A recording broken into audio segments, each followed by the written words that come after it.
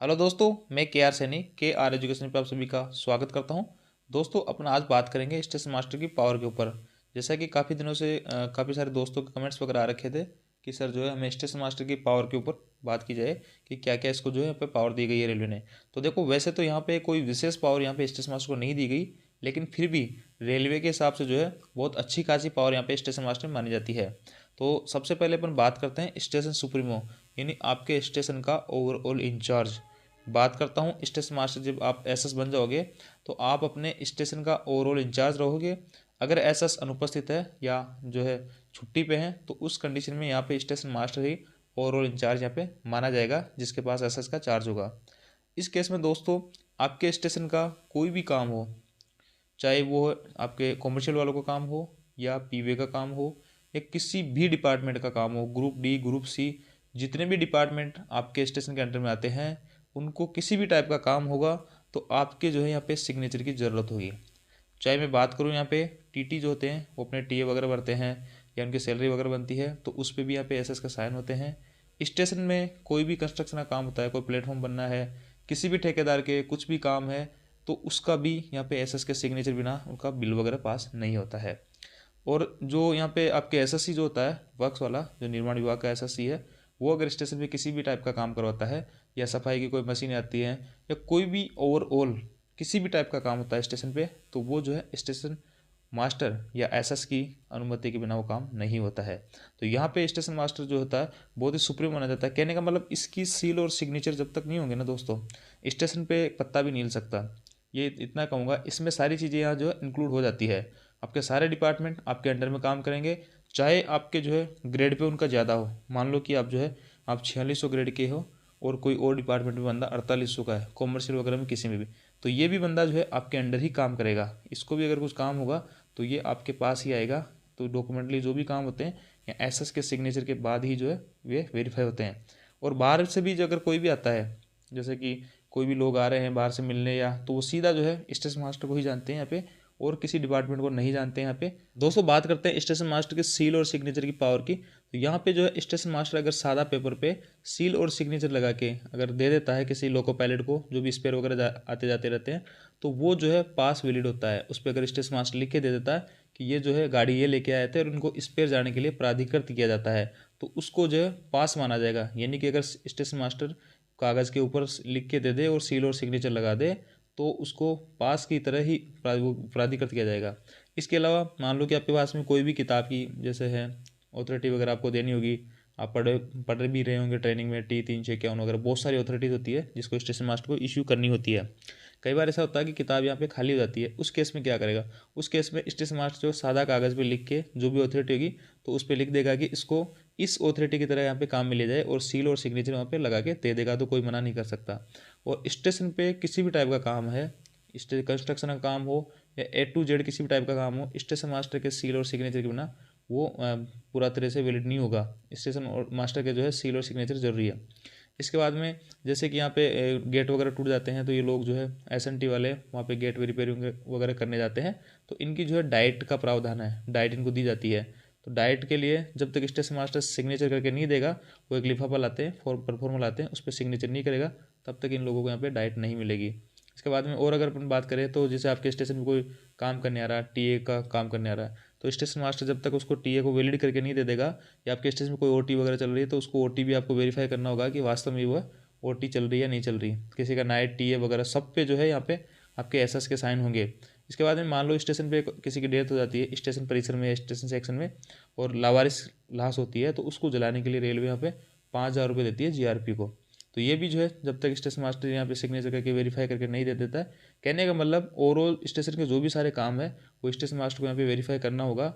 और जो स्टेशन परिसर में कोई जैसे कि बेहोश पड़ा है या मर गया है, कुछ भी हो गया, तो स्टेशन मास्टर की जिम्मेदारी है कि उसको जो है वहाँ पे मीमो वगैरह भिजवाएगा आरपीएफ जीआरपीएफ को, उसके बाद में उसकी कार्रवाई होगी। और दोस्तों, यहाँ पे जैसे कि आप सभी ने देखा होगा, इसके बाद में बात करते हैं अपन पॉइंट नंबर 2 की, शिकायतों का निपटारा। ये बहुत ही इंपॉर्टेंट टॉपिक है दोस्तों, इसमें भी स्टेशन मास्टर को बहुत सारा पावर है। इस पर जो रिमार्क डलता है वो स्टेशन मास्टर ही डालता है, और वो रिमार्क जो होता है वो दोनों पक्षों के सुनता है, उसके बाद में डिसीजन लेके फिर डालता है, और उसके रिमार्क के आधार पर जो है आगे ऑफिसर जो है इस पर इंक्वायरी करते हैं। तो देखो, इसमें किस किस टाइप की शिकायतें हो सकती है।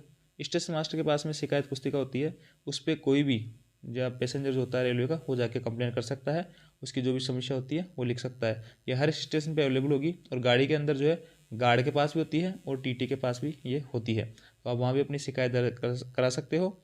और आजकल तो जो है रेल मदद ऐप के नाम से एक ऐप भी है रेलवे का, जहाँ पे आप जो है ऑनलाइन भी शिकायत कर सकते हो और आपकी शिकायतों का तुरंत समाधान होता है। अब अपन बात कर लेते हैं अपने पास जो शिकायत पुस्तिका होती है उसका क्या सीन होता है, उसमें किस किस टाइप के केस आते हैं।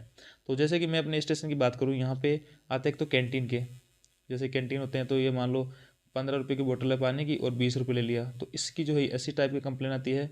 या फिर जो है कोई पैसेंजर है बाहर से आ रहा है, मान लो पढ़े लिखे नहीं है ज़्यादा, और बाहर से उनको जो है टिकट जो है 65 रुपये का है और उनसे जो है यहाँ पे 70 रुपये ले लिए या 80 रुपये ले लिए, इस प्रकार ज़्यादा पैसे ले लिए और वो लोग जो है कंप्लेन कर देते हैं कि हमसे जो है इतने पैसे ज़्यादा ले लिए। या कई बार ऐसा होता है कि सुपर फास्ट चार्ज लगा के उनसे किराया वसूल कर लिया जाता है।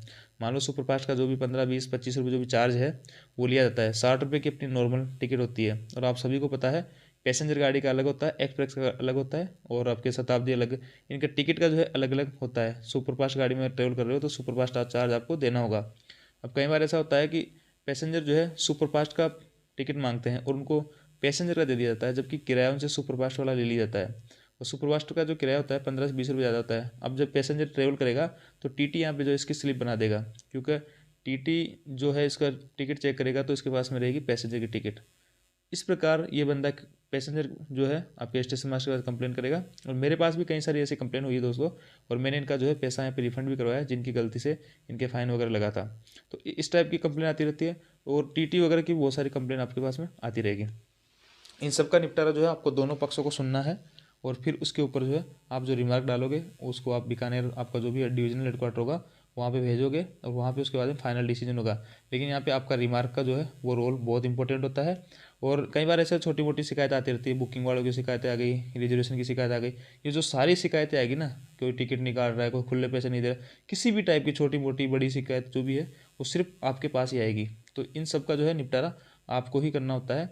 और जनरली क्या होता है ना, स्टेशन मास्टर कोशिश करता है कि यार किसी की कंप्लेन नहीं हो, तो कंप्लेन होने से जो है आपके कर्मचारी के विरुद्ध विभाग की कार्रवाई होती है, उससे थोड़ा नुकसान हो सकता है उसको।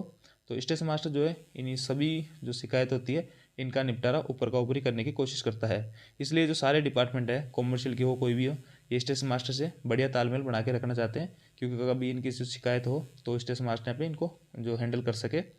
और दोस्तों साथ ही जो है यहाँ पे आपके बुकिंग में और इसके अलावा भी आपकी जो है सफाई वगैरह की होती है, सफाई के लिए भी कोई यहाँ पे कंप्लेन कर सकता है कि गाड़ी में जो है सफाई नहीं है, गाड़ी में पानी नहीं आ रहा है। तो ये सारे कुछ जो है आपको जो भी उसका जो इंचार्ज होगा उसको आपको बताना होगा कि इसमें गाड़ी में ये समस्या है, तो काम आपको सारा कुछ करवाना होगा। स्टेशन मास्टर खुद ये चाहता है कि उसके स्टेशन की जो है कम से कम कंप्लेन हो, किसी भी टाइप की हो, तो वो जो है यहाँ पे जो भी पैसेंजर होगा उसको संतुष्ट करने की कोशिश करेगा। और जो है मैक्सिमम यहाँ पे 99 पैसेंजर जो होते हैं संतुष्ट भी जाते हैं। हम उनसे वादा करेंगे कि नेक्स्ट टाइम उनके साथ में ऐसा नहीं होगा, इस तरह से ट्रीट नहीं होगा, या उनकी जो भी समस्या है वो नेक्स्ट टाइम नहीं देखने को मिलेगी। तो यहाँ पे पैसेंजर जो आराम से संतुष्ट हो जाते हैं। इसके दोस्तों बात करते हैं हम रेस्पेक्ट की। तो देखो रेस्पेक्ट के बारे में मैं पहले भी कई सारी वीडियोज़ में बता चुका हूँ कि स्टेशन मास्टर को जो आइकन ऑफ इंडियन रेलवे कहा जाता है। और आपके जो है स्टेशन में मान लो अगर प्राइम मिनिस्टर भी आ रहा है, रेल मंत्री आ रहा है ना, तो सबसे पहले वो जो है यहाँ पे स्टेशन मास्टर को ही ढूंढता है। तो इससे आप अंदाज़ा लगा सकते हो कि स्टेशन मास्टर की जो है रेस्पेक्ट कितनी होती है। साथ ही दोस्तों स्टेशन मास्टर आपके डिपार्टमेंट के सभी बंदों को जाने या नहीं जाने, आपको सभी लोग जानेंगे, क्योंकि आप जो है स्टेशन के सुप्रीमो रहोगे, सभी लोगों को आपसे काम पड़ता रहेगा। इसके अलावा दोस्तों यहाँ पे जैसे कि आपकी मालगाड़ी वगैरह लोडिंग अनलोडिंग होती है, आर्मी की भी कई सारे व्हीकल वगैरह आते जाते रहते हैं, तो वहाँ पे मेजर जनरल वगैरह बहुत बड़े बड़े लोग जो है आपसे यहाँ पे बहुत इज्जत से बहुत रेस्पेक्ट से आपसे मिलेंगे, बात करेंगे। और वो सिर्फ जो है स्टेशन पर आप ही को ढूंढेंगे, किसी डिपार्टमेंट से उनको कोई मतलब नहीं है। बाहर से कोई भी है, कोई भी पॉलिटिशियन है या डिपार्टमेंटल में कोई काम है, डिवीज़न में कोई काम है, तो वहाँ पे स्टेशन मास्टर को ही ढूंढा जाता है। तो इससे आप अंदाज़ा लगा सकते हो स्टेशन मास्टर की रेस्पेक्ट क्या है। इसके अलावा दोस्तों यहाँ पे जैसे कि मान लो ऑपरेटिंग का कोई ऑफिसर आएगा, तो ऑपरेटिंग का ऑफिसर आएगा तो भी स्टेशन मास्टर को ही ढूंढेगा। किसी भी डिपार्टमेंट का ऑफिसर आएगा तो वो स्टेशन मास्टर से ज़रूर मिल के जाएगा। बाकी जैसे कि ऑपरेटिंग का आ रहा है तो वो ऑपरेटिंग से मिलेगा, कॉमर्शियल वाला आ रहा है तो कॉमर्शियल से मिलेगा, ऐसा होता है। लेकिन बाकी जो सभी जो डिपार्टमेंट है वो उन सबके अधिकारी जो है स्टेशन मास्टर से जरूर मिलेंगे। तो यहाँ पे इससे आप रेस्पेक्ट का अंदाज़ा लगा सकते हो दोस्तों। और मान लो छोटे स्टेशन पे आपकी अगर पोस्टिंग होती है, रोड साइड स्टेशन है, छोटे स्टेशन, तो लोकल में उस कस्बे में आपकी जो है बहुत शानदार रेस्पेक्ट रहने वाली है। वहाँ पे स्कूल कॉलेजों वगैरह में अगर किसी टाइप का फंक्शन होता है तो आपको इनवाइट किया जाएगा, और बहुत अच्छी रेस्पेक्ट से वहाँ पे लोग आपको बहुत अच्छी नज़र से देखेंगे, अच्छी रेस्पेक्ट से देखेंगे।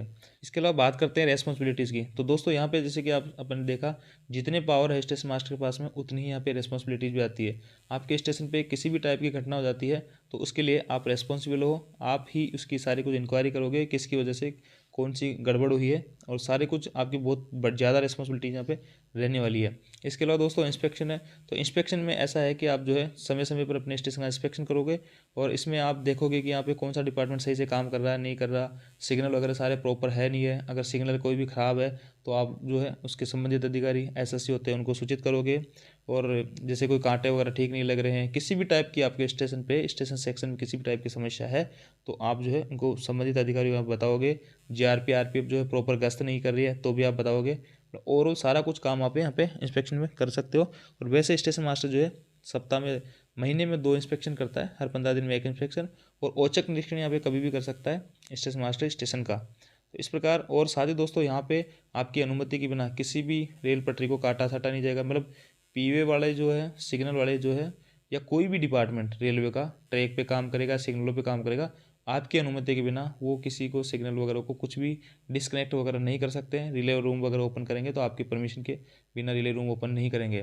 ओवरऑल आपके पूछे बिना स्टेशन पे कोई काम नहीं होगा, चाहे ट्रैक पटरी का हो, सिग्नल का हो, या किसी भी टाइप का यहाँ पे काम हो। इसके बाद दोस्तों वर्क के ऊपर मैंने जॉब प्रोफाइल के ऊपर कंप्लीट एक वीडियो बना रखा है, उसका लिंक मैं आपको डिस्क्रिप्शन में दे दूंगा।